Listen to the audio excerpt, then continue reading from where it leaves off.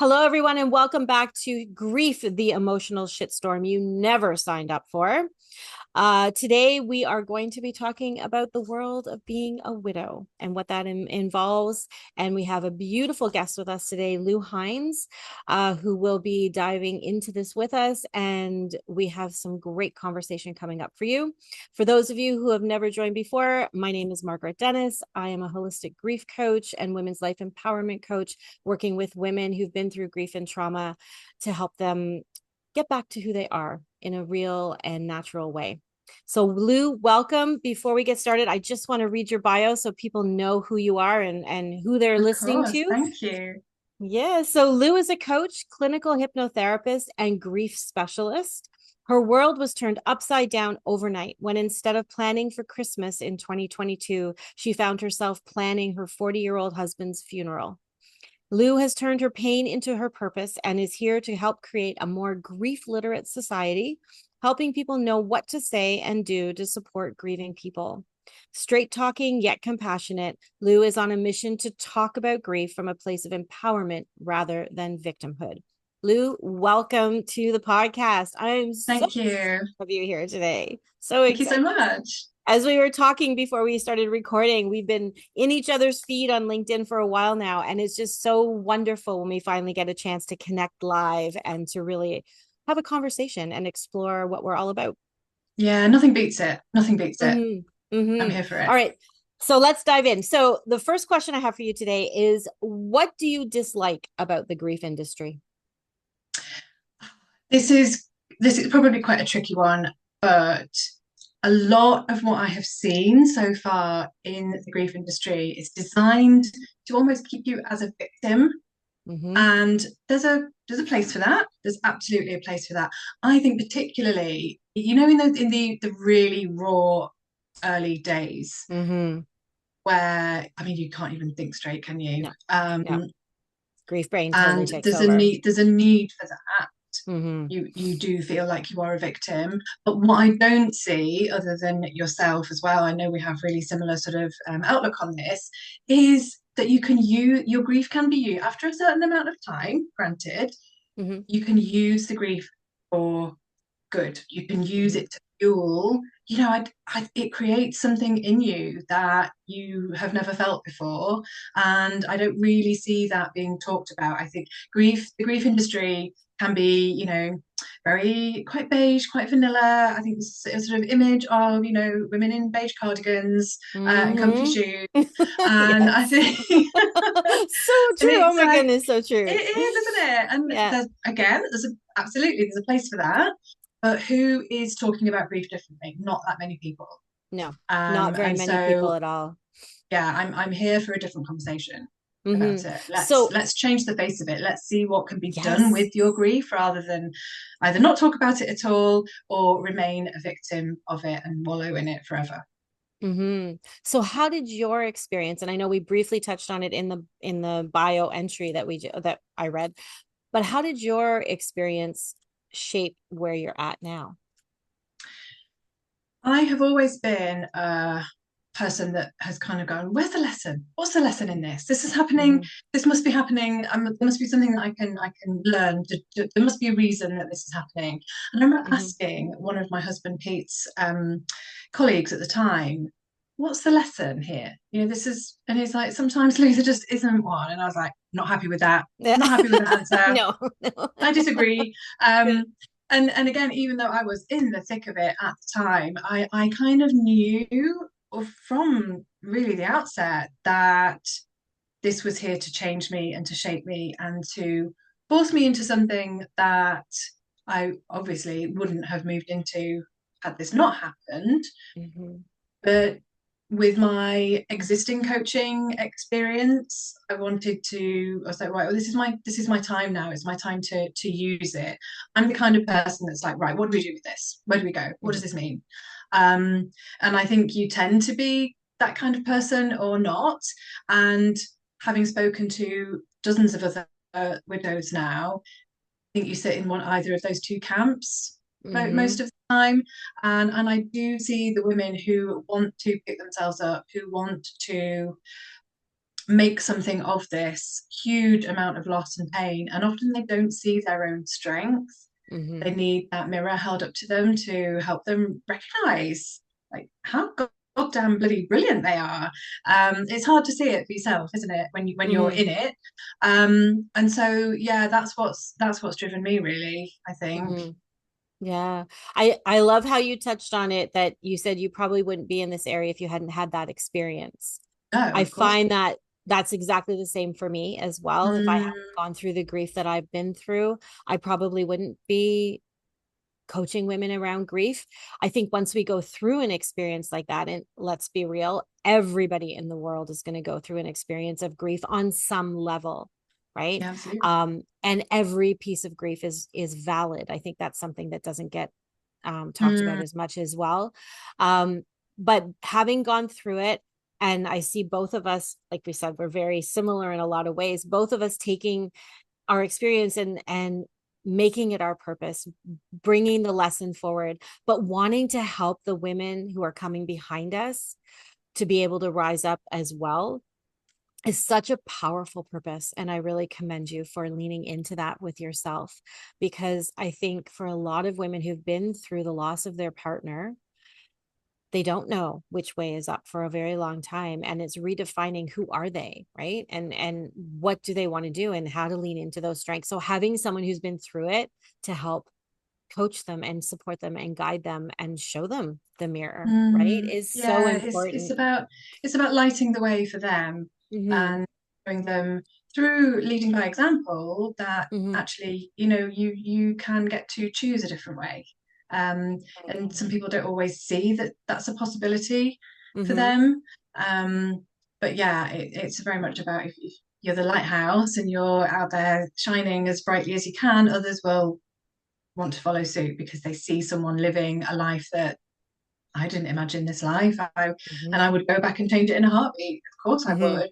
But if this has now happened, then I have to use it, and I'm all about supporting other women and elevating them. Mm-hmm.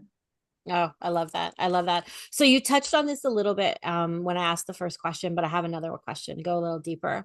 How are you different from other grief specialists?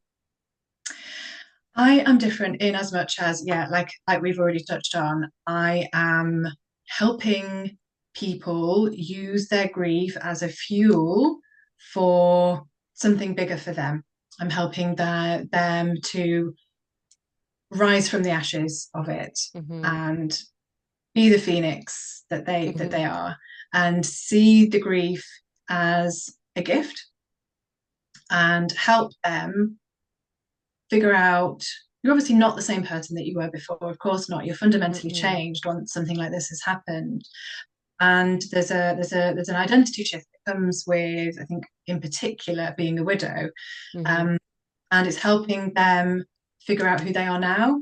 And which not forgetting, it's not about forgetting who you were or the love that you had for your partner, but remembering who you are now, that you are Mm-hmm. fundamentally different and changed as a result of your grief and your loss. So let's use that. How can we harness the Mm-hmm. sheer strength that you have shown and that you have, and helping you to recognize that and using that too. And it's yeah, and I use a combination of, you alluded to it in the bio, Margaret, my coaching expertise and my hypnotherapy skills Mm-hmm. and the coaching the grief expertise that I now have as well. So it's a combination. It's not just it's similar to, it's that Mm-hmm. holistic way of Mm-hmm. approaching grief, not keeping people in that victim mentality. Mm-hmm.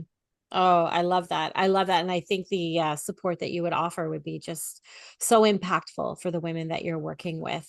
And I think to highlight too, a lot of people feel that they can go back to who they were before grief happened. And I think it's a real shock when they realize that I'm not the same person. And then how do I step Mm, into this new identity of yeah, being a and there's widow, or, having lost a child, having lost a partner, having lost even a parent? How do I yeah. now adjust my identity? So I love that you address that with women. Do you think as well there's a certain expectation that society puts on us to go back to normal, go back to Mm-hmm. how you were before. There's always a bit that Mm-hmm. before and after moment, isn't there? It gets talked Oh, about a yes. lot. And people that haven't been through it, that don't understand it, don't get that you can't. It's No, actually impossible. Of course you're not, you're excuse not the me, same. the same person that you were before. Um, and people feel uncomfortable with maybe the new version of you, Mm-hmm. Mm-hmm. but I help people step into that unapologetically. I'm Yes. just going to take. And yes, absolutely. I think too, like one of the things that I found a lot with the women that I coach, and also for myself, I went through a divorce rather than a loss as a widow. But the similarities in that is sometimes we lose the people that were part of our lives before because they don't recognize who we are now. And even at work, we have to adjust. Even in our personal lives, we have to adjust with, well, we're adjusting to ourselves, but the people around us now have to make an adjustment as well because now we are different and we're showing up differently. And Absolutely. just, And yeah. I've been through divorce as well. Mm-hmm. So I know. And your circle massively shrinks, doesn't it? Mm-hmm. People people aren't comfortable around grief, full stop. Mm-hmm. People aren't comfortable around the new version of you that materializes out of the tragedy. Mm-hmm. And you know, you talk about divorce as grief. Of course, that's a loss. It's a Mm-hmm. huge loss. And yeah, I've been through that myself. I know. Yeah. Your identity shifts, and I think, like we've said, it's like people kind of expect you to go back to the same old version of you, and having been through a hugely significant, life-changing event, of Mm-hmm. course you're not the same person that you once were. No. And I think it's important to give people permission to be this new person.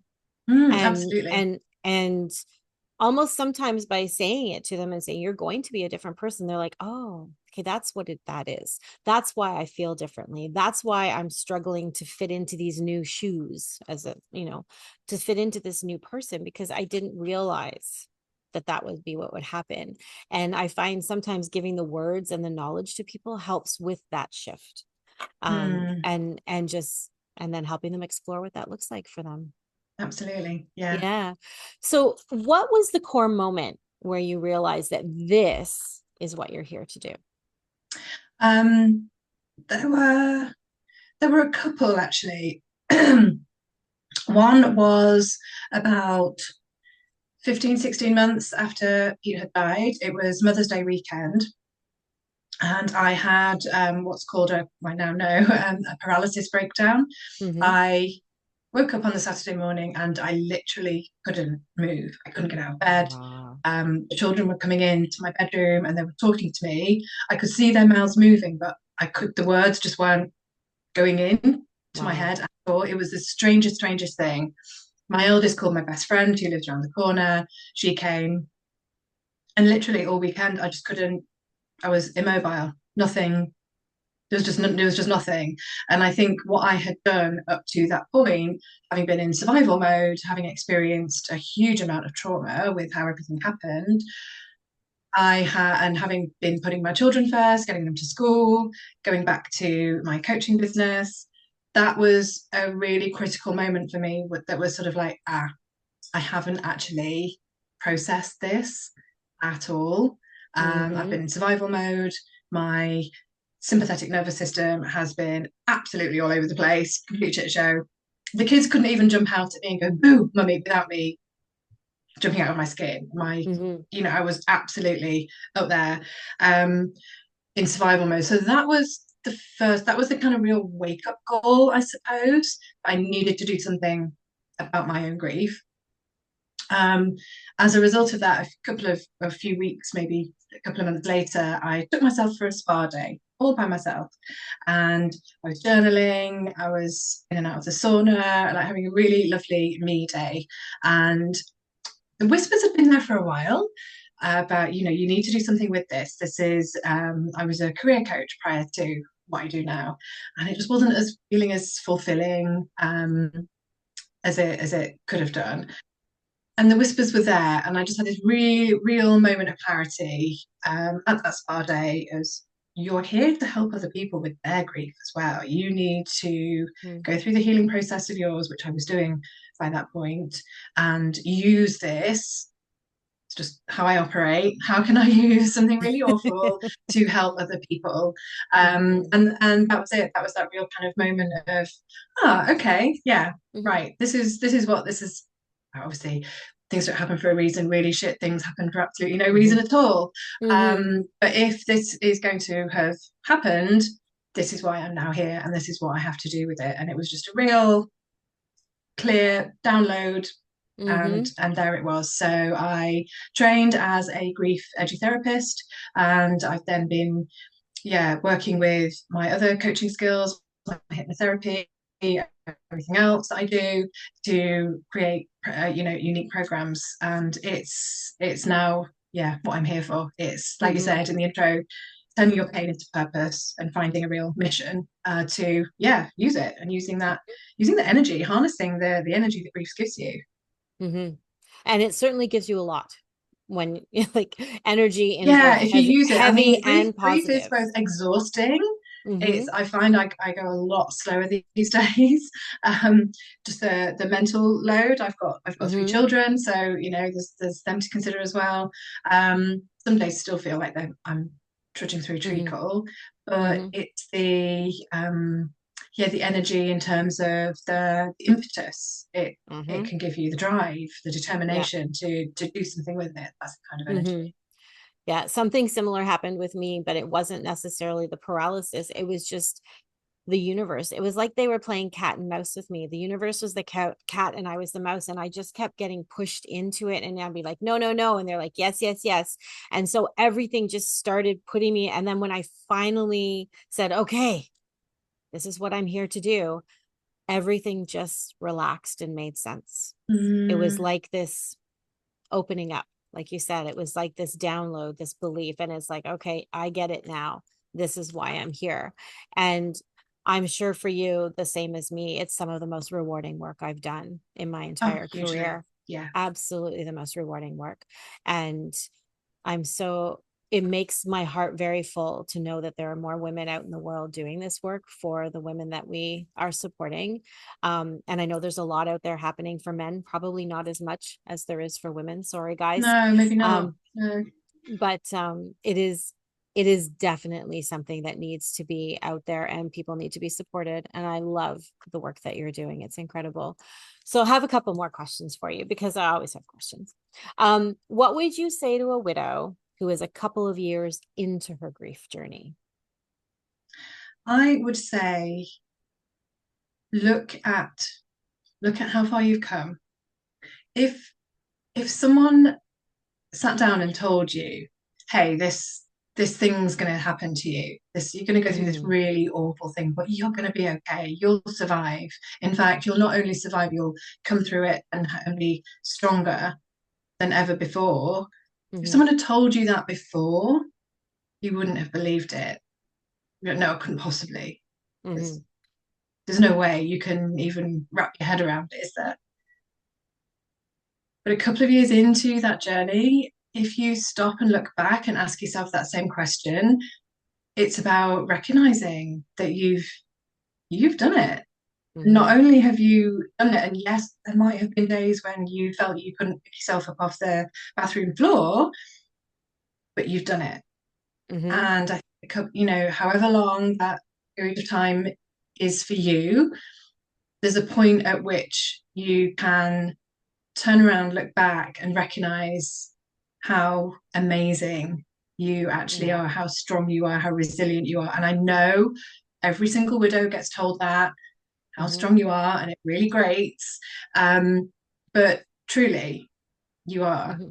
And a couple of years in, look at yourself and look at this new version of you and Mm-hmm. allow this version of you to come out. We've talked about, we kind of Mm-hmm. repress it, we deny it, we kind of go, oh no, I can't be. And society expects us, like we've said, to go back to the old version of who we were before because that's what most cultures are comfortable with. And we are a bigger, braver, bolder version of ourselves Mm-hmm. than we were before. And that takes a lot of getting your head around, you Mm-hmm. know, take any shit. The worst thing happened. So there's nothing else to be afraid of. Mm-hmm. And It I think once you is. kind of recognize that, it's like, oh yeah, well, I can do anything. Mm-hmm. And it's about helping them recognize that if they've got through the last 2 years, Mm-hmm. they can do anything. Mm-hmm. Yeah, grief certainly builds that strength muscle, even though we don't. I know I hated being told that I was strong. I don't know about you, but I hated it because when my son died, it was like, I don't want to be strong. I want to go curl up in the corner over there and cry until I can't feel anything. And but people are like, oh, you're so strong. It's like, I don't have a choice at the moment. I have to be because my daughter, his twin was still in the hospital. So you do what you have to do to make it through those days. And to others it looks like strength, and yes, it certainly is, but it isn't the words that you want to hear really when you're It's in not the helpful. depth of I it. think people use it as a well-intentioned way of, telling them they think you're doing a really great job and I think you're Mm-hmm. amazing because they themselves can't put themselves in your shoes. They can't Mm-hmm. possibly even begin to imagine what you're going through. Yeah. And so it's yeah, I like to think it's always said with well-meaning. Mm-hmm. I think, and because of how grief illiterate we are as a society, people Yes. just don't understand that. Yeah, like you say, that's not what we want to hear. We don't want to be strong, but society expects us to be strong because Mm-hmm. we literally can't crumble on the pavement in front of you. You Yeah. wouldn't know what to do with us. Mm-hmm. It's I agree 100% with that. People don't know how to respond. They are well-meaning. Um, I also have a theory that our brain sees grief as a threat. And so when we, as the person, observing the person who's grieving, when we say to them, oh, you're so strong, you're so brave, it's that we need them to be so Yeah, that we don't have to be a part of it, and so their grief can't touch us and can't hurt us, and our survival is actually related to them being able to survive their grief as well, because we don't want to catch it, we don't I want to completely agree. experience it. Yeah. Mm-hmm. Or it holds the mirror up to the fact that actually this is shining a light on the fact that this could happen to me, that Mm-hmm. we're none of us are guaranteed Yeah, tomorrow, and it shines a light on that it and does. makes people feel hugely uncomfortable considering their own Mm-hmm. mortality. Death and loss and bereavement isn't something that we talk about. Yeah. And so yeah, those things that people say like you're so strong, all those things Yeah. are said because they don't want to face up to what it might mean to them. I Mm-hmm. completely agree with you. Yeah. Exactly. Okay, so I love asking this question to people who are on my podcast. What is your superpower?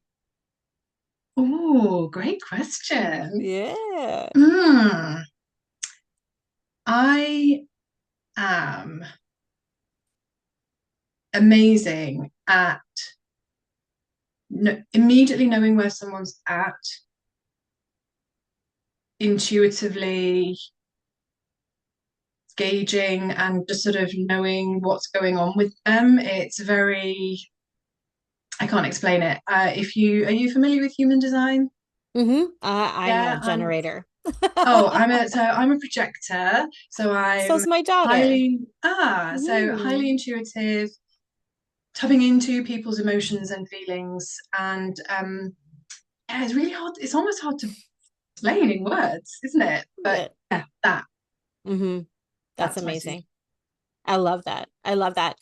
So before we hopped on to record today, you had started telling me about this new program that you are offering Yeah. and creating. I would love for you to share it with the audience, and then they can reach out to you afterwards if they would like to learn more, because I think it's an incredible program you're putting together. Thank you. I'm so excited. It's called Rise. It's for widows who are ready to rise from the ashes of their grief, who are ready to look themselves in the mirror and reclaim who they are now. And this is not about forgetting who they once were. It's not about forgetting their loved one. It's about bringing all of that with you, but it's also about carving out this new identity and helping you step into this new amazing version of yourself that, in spite of the grief, not because of it, and Mhm. to help you use it and to help you take maybe some brave steps that you are maybe still afraid to take. If I'm going to sort of like, I want to move house, but I daren't, or I want to move out of the neighborhood because there's too many memories, but I daren't. It's helping transcend all of that, those expectations and judgment that we fear. So it's helping to get rid of all of those. It's a circular program, so there's no pressure to join at all. It's going to be launching very, very soon. And it's a join when you feel ready and a program, and you will get to experience the whole of my rise format and pillars. And yeah, it's going to be transformational. I'm so excited. Oh, I'm so excited for all the women who get to go through this program with you. Me too. Me too. What a huge impact and what a great support and resource you will be for all of these women. Oh, so wonderful. And like I said before, it's so wonderful to see that women are doing this out in the world and providing the support and turning their pain into purpose and Yeah. being there to help be the light for people who want to move And forward. likewise, likewise. Mm-hmm. Thank you. So, Lou, thank you so much for joining us today. I am so excited that you were here, and I know that everyone who's been listening has learned something new today and has a great resource to come to. So, thank you very much. For those of you who are listening, all of Lou's contact information will be down in the notes for the today. If you felt that this podcast was helpful for you and you know someone else who could benefit, please share it with them. The more people we can share and support, the better. So, Absolutely. Lou, thank you again so much, and Thank you for everyone having else, me. you're very welcome. I'd love to have you back. I think this is great. We have more to talk about. Um, Absolutely. Yes, and for everyone listening, please stay tuned for future episodes and make sure you subscribe and like to Grief, the Emotional Shitstorm you never signed up for. We'll see you on the next episode.